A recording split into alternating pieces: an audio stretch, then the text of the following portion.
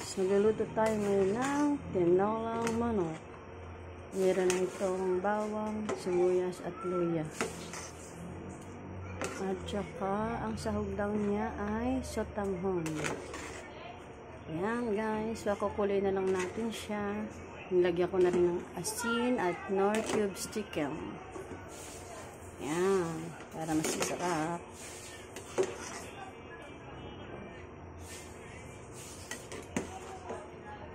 Pwede rin isahog yung sotanghon. Yan. Pakuloy na lang natin guys.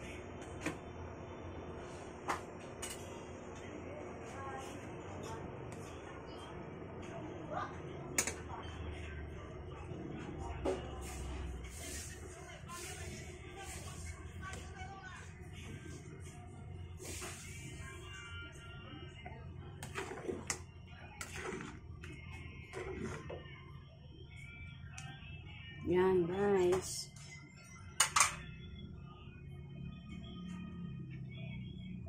Thank you for watching.